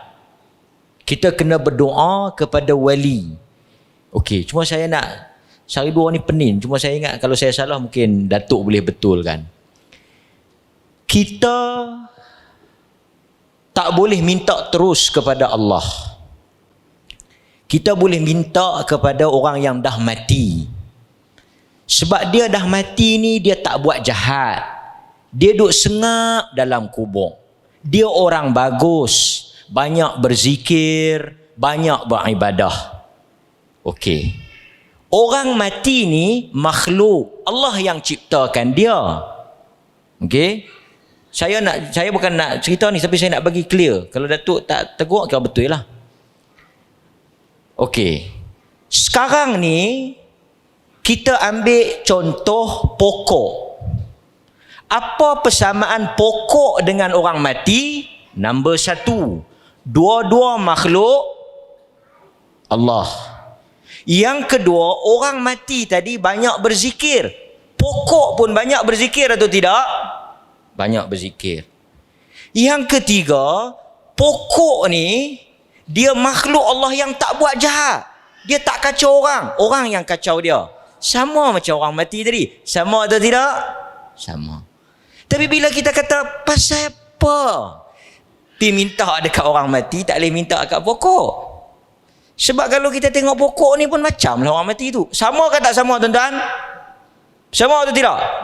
Kalau kita nak banding lagi, pokok lebih baik daripada orang mati. Orang yang mati tu mungkin ada juga buat tak elok. Pokok tak pernah. Ada tuan-tuan lalu tepi pokok, dia tampak belakang. Syakan pokok ni.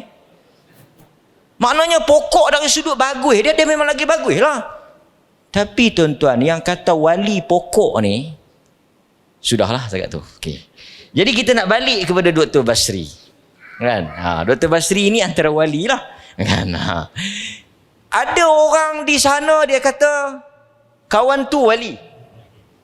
Dia terus bagi cok, dia ni wali. Dia kata tok tu wali, tok ni wali, pak tu wali, pak ni wali. Terus dibubuh terus tandai tu wali. Boleh tak buat perangai ni? Dia persilakan. Okay. Bismillahirrahmanirrahim. Alhamdulillah rabbil alamin wassalatu wassalamu ala asyrafil anbiya'i wal mursalin wa ala alihi washabbihi ajma'in. Ustaz Musi, sahibul fadilah Datuk Mufti, Al-Fadil Ustaz Khairul Anwar, tuan-tuan puan-puan dirahmati Allah sekalian. Boleh atau tidak kita melabelkan ataupun menganggap seseorang itu sebagai wali Allah. Dalam isu ini sebenarnya ada 3 pandangan ulama. Satu golongan mengatakan bahawa kita tak boleh sama sekali menganggap seseorang itu sebagai wali Allah. Satu-satunya manusia yang boleh mengatakan orang itu wali Allah ialah Nabi. Kerana apa yang baginda kata, kalau baginda kata orang itu wali Allah, memang betul orang itu wali Allah. Kalau kita manusia kata dia wali Allah, maka belum tentu orang itu wali Allah. Kerana syarat penting nak mengiktiraf orang itu wali Allah ialah masa dia mati itu, dia mati di dalam keadaan dikasihi dan diredai oleh Allah. Walaupun kita nampak dia beribadah banyak tuan-tuan, tapi mati kita tak nampak orang yang tahu Nabi saja. Yang kedua, segolongan ulama mengatakan bahawa boleh kita mengatakan sesimpulan bersimpulan tu wali Allah apabila disaksi dan diakusasi oleh Nabi pada masa hayatnya. Nabi kata ni sahabat ni ahli syurga, macam 10 orang sahabat yang dijanjikan syurga dalam satu majlis. Maka bolehlah kita katakan bahawa mereka ini adalah wali Allah. Yang diketuai di hadapannya adalah Abu Bakar As-Siddiq radhiyallahu anhu. Maka kita boleh kata, kerana ada nas begitu.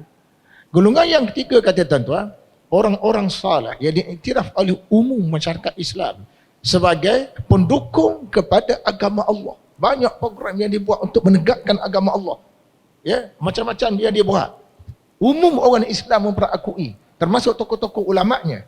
Maka orang itu boleh kita mengatakan dia sebagai wali Allah secara umum. Boleh kita anggap. Walaupun hakikat sebenar dia mati kita tidak tahu. Tapi tengok dari segi sirah. Sebab itu tuan-tuan, Syekh Abu Hasan Ali An-Nadawi menyebut dalam kitabnya Rabbaniyah La Rahbaniyah.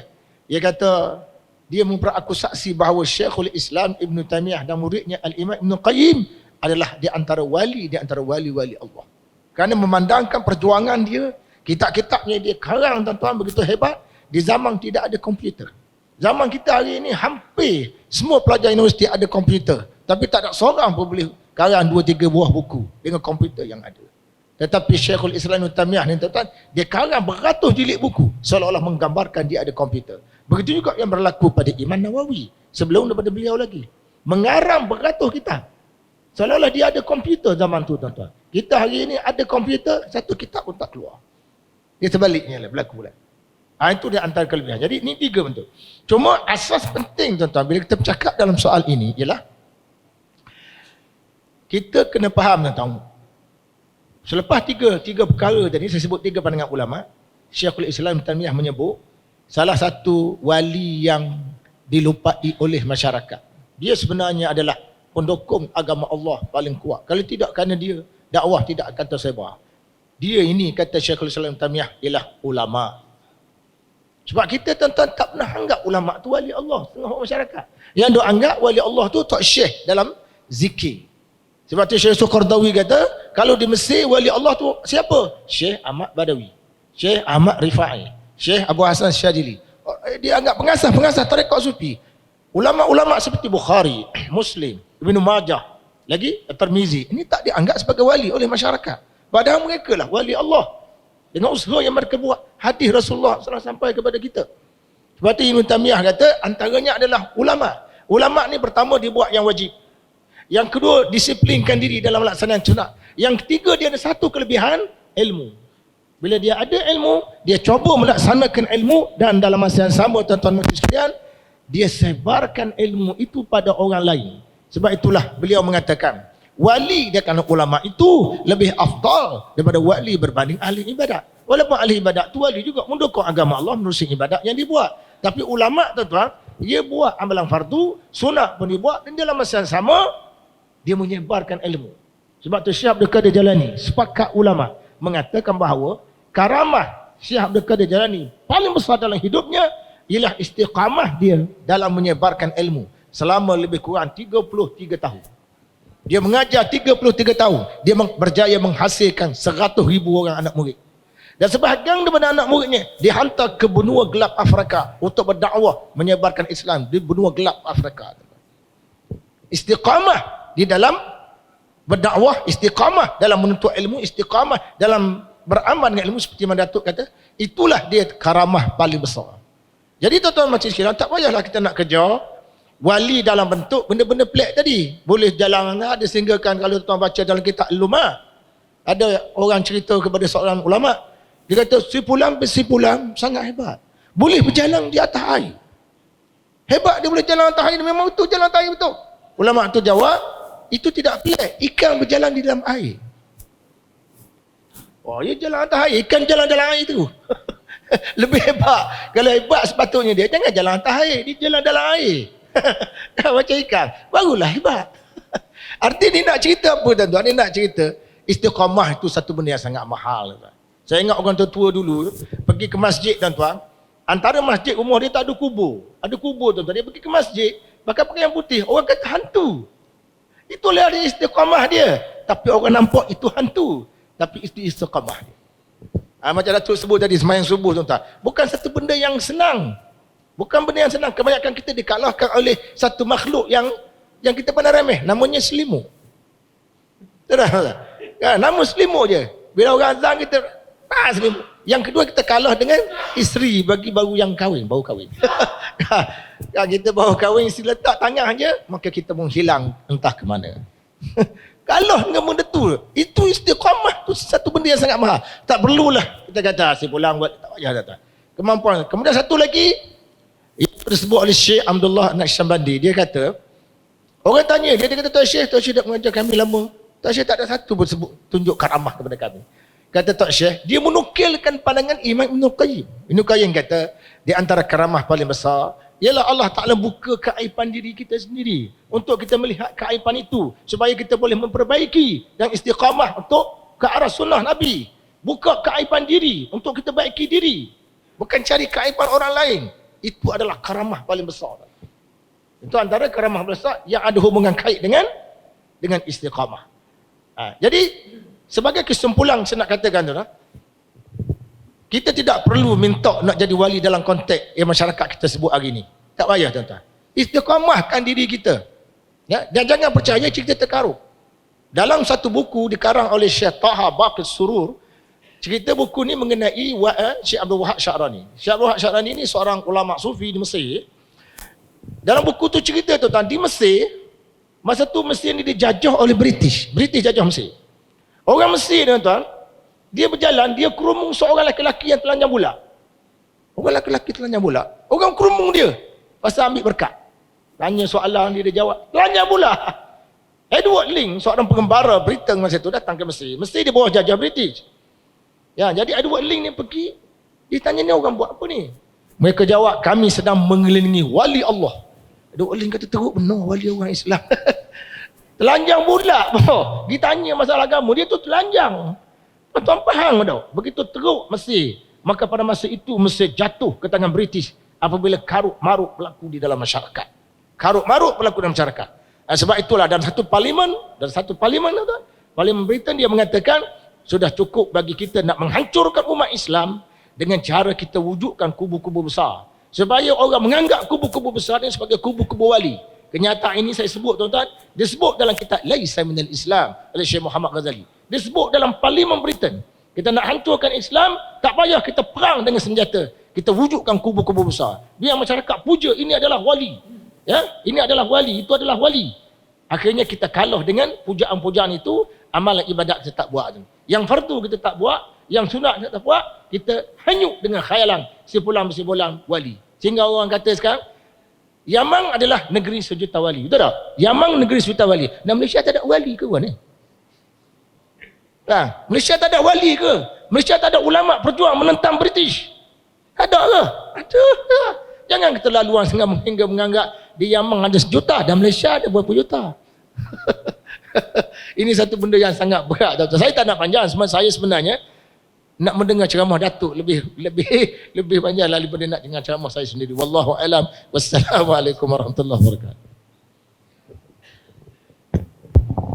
Oh, jelas, Doktor. Kemas, kan? Cuma ada depa share, Doktor. Dikatakan wali lah. Depa kata dia wali dah. Keramat dia 30 tahun. Dia tak pernah keluar rumah. Jadi adalah yang tak suka wali ni, mungkin Wahabi lah kot. Tanya dia sembahyang Jumaat di mana? Ini tak beradab lah tanya wali macam ni kan? Okey. Jangan tanya wali apa-apa. Okey. Baik. Kita balik pada Ustaz Khairul Anwar tadi. Last, Ustaz Khairul. Sekarang saya sebut tadi wali benda yang pelik, luar biasa. Ada satu lagi yang juga pelik, luar biasa, ajaib, yang dinamakan dengan sihir. Kan? Ini juga satu benda yang pelik, yang luar biasa, yang mencari adat. Jadi macam mana kita nak bezakan antara yang ni yang dikatakan karamah kurniaan Allah, yang satu lagi mungkin ahwalus syaitan seperti yang disebut oleh Sahibus Samahah tadi. Dipersilakan.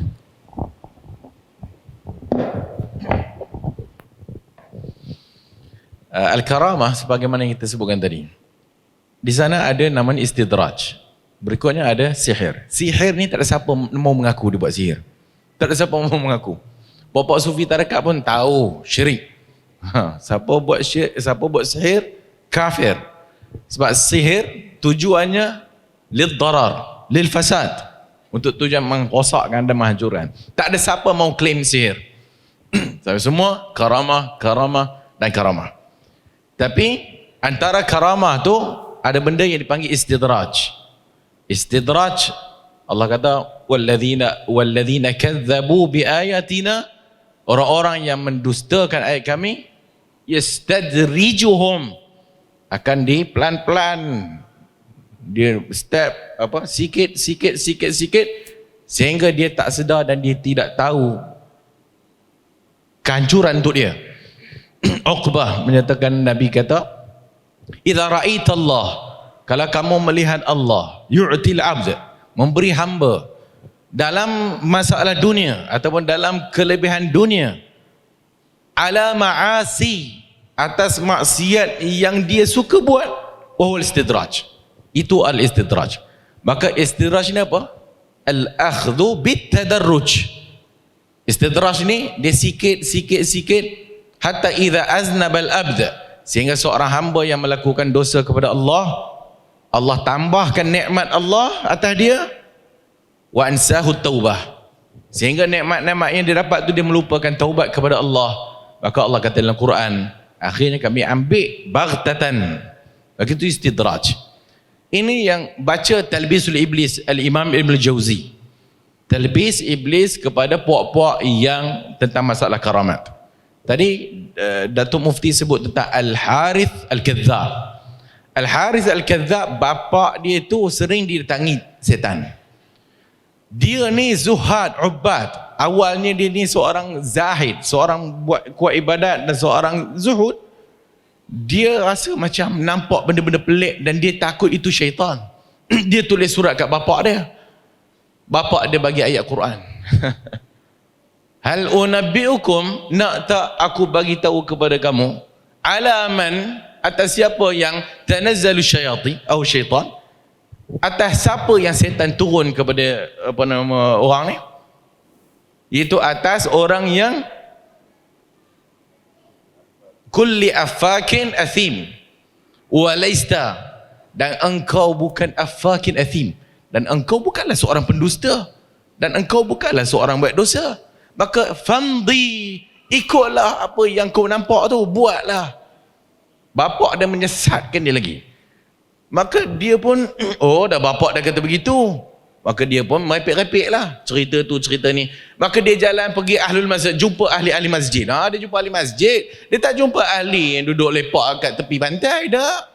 Sebab yang akan makan benda bodoh, benda yang merepek-repek ni orang masjid lah. Dalam erti kata lain, orang nak agama lah. So dia pergi ke orang masjid ni, kalau kau setuju kira okey lah, kalau kau tak suka diam dah. Maka dia pun ceritalah, dia boleh macam tadi, boleh kau nak tengok malaikat tak? Meh dia pergi bawa tunjuk dia, orang naik kuda je pun. Betul, kadang-kadang dia macam-macam lah, dia boleh macam buah pada musim sejuk, dia benda macam tu lah. Sehingga orang dah ikut ramai, kemudian dah masyhur cerita dia ni. Maka dia berjumpa dengan seorang muhaddis tabi'i Kufah, Al-Qasim Mukhaimirah. Dia kata aku nabi.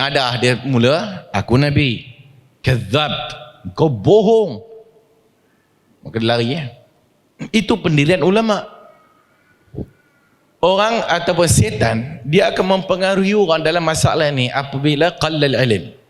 Bila makin lama makin banyak ilmu, kurang sikit setan mampu untuk menggoda.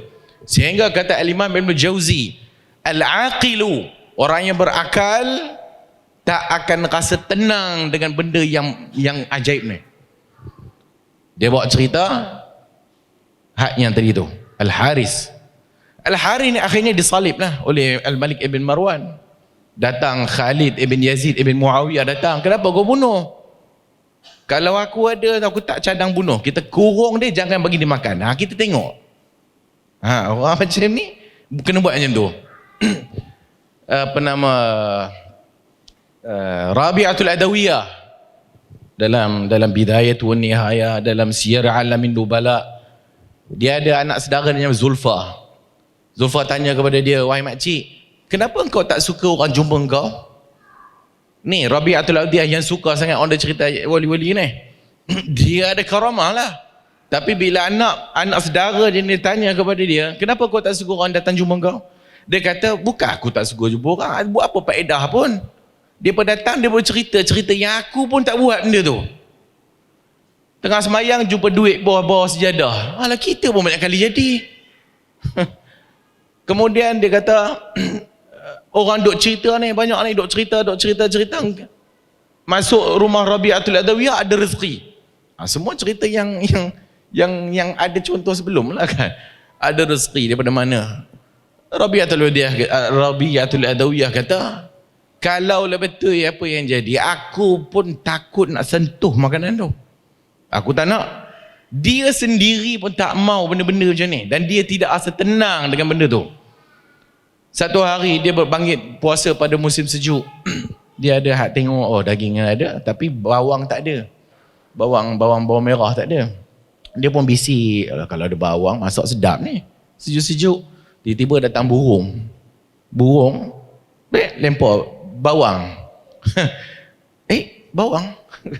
Baru cakap nak bawang, burung bawa bawang. Dia pun kata, risau ni tata setan kot. Itu Rabi'atul Adawiyah. Ibrahim An-Nakhai, Farqad, datang kepada dia, wahai Ibrahim An-Nakhai, Abu Imran, pagi-pagi ni aku duduk tak habis-habis fikir hutang banyak sangat, sampai 6 dirham. Aku pun doa, jalan, jumpa duit 6 dirham kot. Dia pun tengok cek kira-kira 6 dirham. Tepat pula tu, tak lebih dan tak kurang. Dia kata kepada Ibrahim Nakhai kata, kau usah merepek, kau pergi sedekah atau kau pergi apa nama sedekah itu bukan hak engkau. Itu pendirian para ulama ahli sunnah. Dan tentang benda-benda pelik ni. Ahli sunnah tidak suka benda-benda pelik macam ni. Benda mistik. Ada satu video. Oh, dia kata apa nama Conan lah. Conan. Cerita Conan. Ini semua cerita wali dan sebagainya. Marvel. Marvel. Bau-bau yang apa?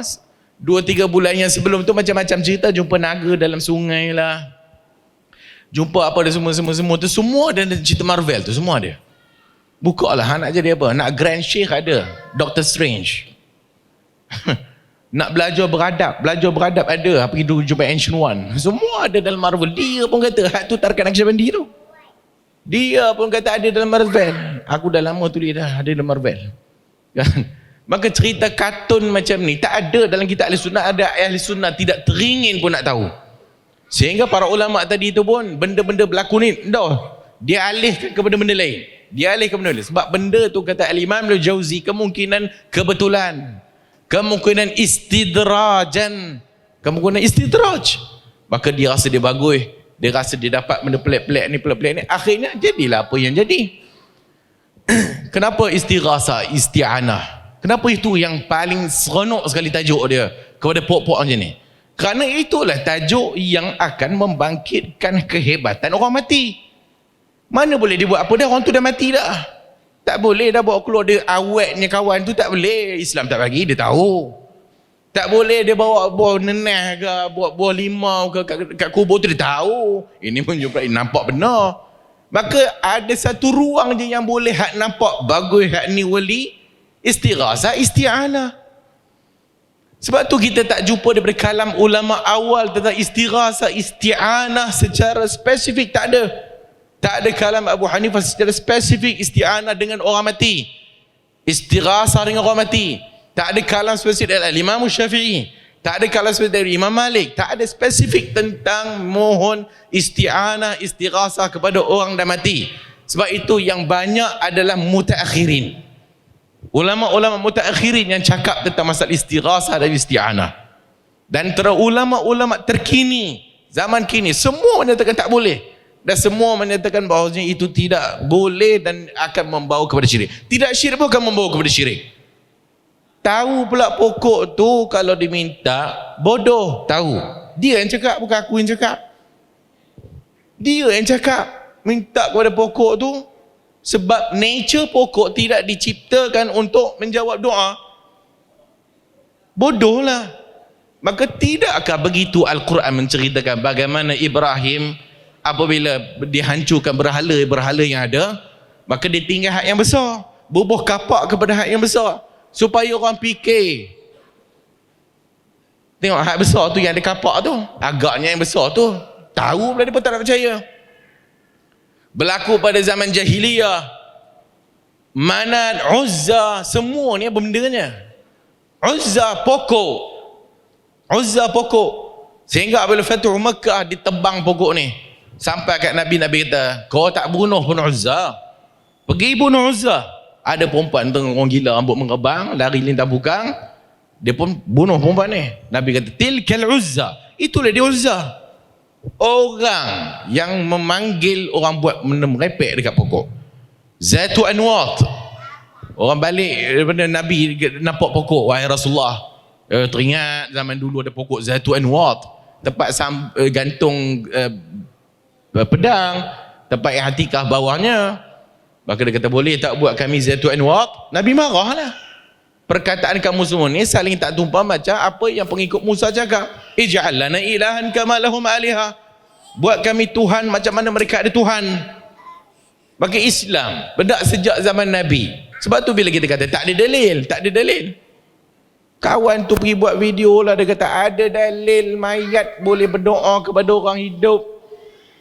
Hak ni puak-puak ni 4 perkara benda. 1, istidlal tak betul. 2, hadis problem, dhaif. 3, pusing, tahrif, menokok tambah dalil, buang dalil. Yang keempat aku tak ingat. So ini yang berlaku pada zaman sekarang. Itu belum Naqsyabandi lagi. Syekh Naqsyabandi, hak disebut dalam kitab, tangan Nabi lebuh atas dada dia. Nampak pula Bekas tu. Hak tu Allah utuskan malaikat pergi kepada kubur. Hak ni cerita ni semua tarekat ada, bukan tarekat tu aja. Semua tarekat ada. Dulu Abdul Harari meninggal dunia pun sama. So Abdul Harari keluar daripada kubur menjawab hajat. So Allah mengutuskan malaikat untuk menjawab hajat. Kadang-kadang dia rasa nak keluar, dia keluarlah menjawab hajat. So cerita pelik ni tak berlaku zaman Nabi. Tak berlaku zaman tabi'in. Jadi yang berlaku kemudian, ini yang dibimbangi istidrajan. Ini benda yang ditakuti. Takut-takut benda pelik-pelik jadi ni, Allah nak bagi dia lagi, bagi dia lagi. Akhirnya, fasubbahu sabbah. Fasubbahu ali sabbah. Nanti Allah campak terus je kepada azab. Tak payah nak ni dah. Sebab ini istidraj. Yang dipanggil istidraj. Apa beza karamah dengan istidraj? Apa beza karamah dengan mu'jizat? Mu'jizat diutuskan kepada Nabi untuk li'idhar wal istihar, untuk dizahirkan kepada orang-orang kafir tu. Karamah lis-satri wal-syatri wal-katmi. Karamah bertujuan untuk disembunyikan, wal-katmi untuk didiamkan. Itu karamah. Karamah tidak dicerita-cerita kepada orang. Karamah itu sendiri-sendiri. Yang kadang-kadang kita pun tak tahu Allah bagi karamah. Wallahu a'lam. Tak tahu pun karamah Allah bagi. Sebab benda bukan dipelajari macam sihir. Benda bukan diminta-minta, ya Allah bagilah aku karamah, bagilah aku karamah. Kerana itu bukan karamah yang dipahami oleh ahli sunnah wal jamaah. So itu beza benda merepek-repek dengan hak yang sepatutnya kita faham tentang masalah karamah. So yang berlaku pada zaman sekarang ini adalah ada dari kalangan puak-puak jahil, puak-puak yang nak mengangkat kumpulan, puak-puak yang nak mengangkat syekh, puak-puak yang nak mengangkat diri. Tidak ada para ulama hak yang dikatakan wali menyeru kepada diri dia. Mailah cium-cium nah, cium tangan nah, cium-cium nah, ambil kaki nah. Kalau aku sepak tu je. Sampai hak yang salam pun melutut dan sebagainya. Dah nak jadi macam tu, pergi negara jiran sebelah lah mengesot-ngesot. Mengesot jumpa. Maka apa yang didapati oleh Syekh rasa seronok lah. Rasa seronok. Oh aku Syekh. Orang datang cium tangan, ambil. Makan pula gurum. Nah ambil. Buka mulut. Nak. Ludah pula dalam mulut. Oh Syekh, karamah. Ini keramat. Wallahualam sikit-sikit nanti orang marah. Ajak diskusi tak mahu penakut. Okey, nampaknya kita kena hentikan forum kita kerana karamah dah semakin pelik dah. Okey. Jadi saya ucap terima kasih kepada Ustaz Khairil Anwar di atas soalan yang terakhir tadi, dan saya ingat kita boleh tangguh dah diskusi kita pada malam ni. Terima kasih kepada ketiga-tiga panel. Datuk nak bagi kesimpulan akhir? Sikit boleh? Boleh penutup pasal ni juga karamah ni. Sila Datuk. InsyaAllah. Okay, terima kasih berkat buku ni lah. Saya nak sebut satu hal lah, last. Tadi saya sebut, tuan-tuan, benda ni, penyakit ni, hak mari ni agak macam baru kita, tapi penyakit ni penyakit lama. Ia adalah satu talbis iblis, penipuan syaitan iblis. Kerana kalau betul mengaji tasawuf, tentulah tujuan dia membersihkan diri. Tapi yang sedang kita tengok ni, puak-puak ni, dia duk mengaku kawan ni wali dia, yang ni berlaku karamah. Itu semua hanya menzahirkan takabur yang dimusuhi oleh tasawuf. Kalau betul-betul tasawuf membersihkan diri, patutnya bukan ini yang dizahirkan. Tentu mengajar tentang adab, tentu mengajar tentang bagaimana untuk ikhlas, menunjuk amalan. Para sahabat radhiyallahu anhu, para tabi'in, Abdullah bin Mubarak, hatta semayang tahajud dia pun, dia tak mau tunjuk ke isteri dia. Punya nak jaga keikhlasan. Satu. Yang kedua, tuan-tuan, tadi saya sebut, musyrikin ni, Allah kata, fa idza rakibu fil fulki da'ullaha mukhlisina lahuddin. Falamma anja anjahum ilal barri falamma najjahum ilal barri idahum yusyrikun. Allah kata orang-orang musyrikin ni apabila mereka naik kapal, da'ullaha mukhlisina lahuddin, mereka doa kepada Allah dengan ikhlas kepadanya agama. Apabila Allah melamatkan mereka ilal barri idahum yusyrikun, mereka mensyirikkan Allah. Maksudnya ketika mereka terdesak, yang mereka panggil ya Allah, ya Allah, ya Allah. Kan? Wa dhannu annahum qad uhita bihim, bila mereka sangka laut tu telah menguasai mereka, da'ullaha mukhlishina lahuddin la in anjaytana min hadhihi lanakunanna minasyakirin. Kalau Allah kau selamatkan kami daripada ni, kami akan jadikan orang yang bersyukur. Mukhlishina lahuddin, ikhlas hanya semata-mata kepadanya agama. Bila mereka terdesak, tu musyrikin. Tetapi golongan yang mereka duk bangkit sekarang ni, bila terdesak, panggil wali. Musyrikin bila terdesak, masa duduk tak terdesak, syirikkan Allah. Bila terdesak, ikhlas pada agama. Kita masa tak terdesak pun suruh panggil wali, masa terdesak pun panggil wali. Patut masa terdesak tak panggil dah, wahai Abdul Qadir, wahai apa, wahai Syekh Nazim, tolong aku. Dan jadikan itu mi'yar, jadikan itu sebagai sukatan. Jika sekiranya doa panggil wali tak terus panggil Allah, wahai wali tolong aku, itu ahli sunnah. Jika terus nak doa pada Allah, ya Allah, tak benarkan panggil wali, terus doa pada Allah, itu wahabi. Wahabi pula yang doa direct pula dah jadi wahabi. Yang panggil wali tu pula lah jadi ahli sunnah. Bagi tahu satu doa hak Nabi panggil, wahai Yusuf tolong aku, wahai Musa tolong aku. Takutlah Nabi ni suka baginda jadi macam, dapat kedudukan macam Nabi Ibrahim. Sebab tu kita selawat, Allahumma salli ala Muhammad wa ala ali Muhammad kama sallaita ala Ibrahim. Kerana Nabi suka jadi Nabi Ibrahim. Nabi tak panggil pun, wahai Ibrahim tolong aku. Nabi tak panggil. Memang kita sebut, kita bukan berputus dengan orang saleh. Tiap hari kita sebut Assalamualaikum ayuhan Nabi wa rahmatullahi wa barakatuh. Kita bagi salam kat Nabi. Assalamu alaina wa ala ibadillahi salihin. Salam kepada kami dan kepada hamba-hamba Allah yang saleh. Hamba-hamba Allah saleh itu termasuk para awliya, para anbiya dan para awliya, para nabi dan para wali. Kita tiap-tiap hari bagi salam kat mereka. Tapi kita tak kata tolonglah kami. Kita tak kata. Sekarang kalau kita kata ya Allah tolong aku, Wahabi style. Wahai wali tolong aku, akidah Ahlussunnah wal Jamaah yang sebenar. Yang ni hak daripada Omai ni. Hak ni yang dia Omai.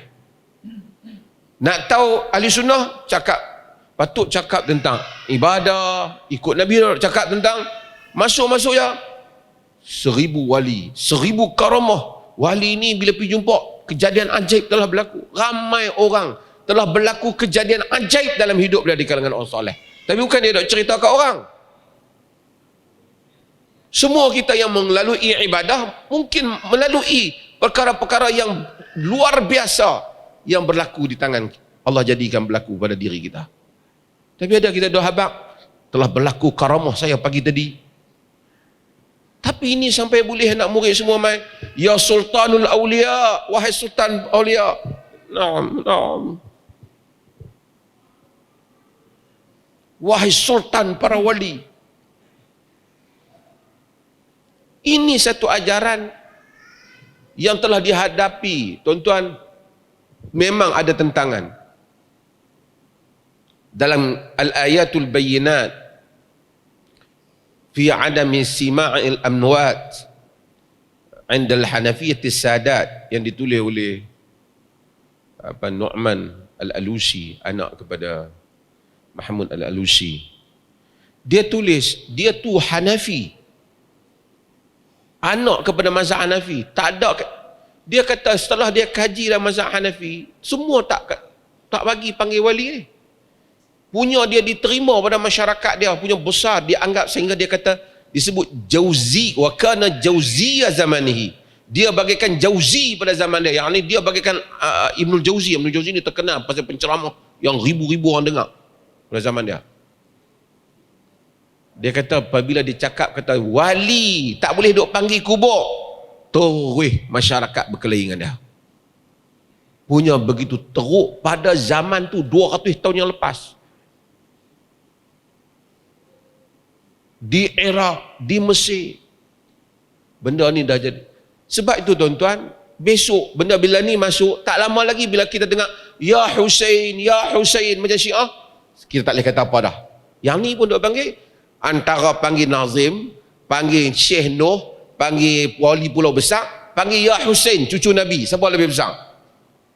Syiah kata ini lebih bagus.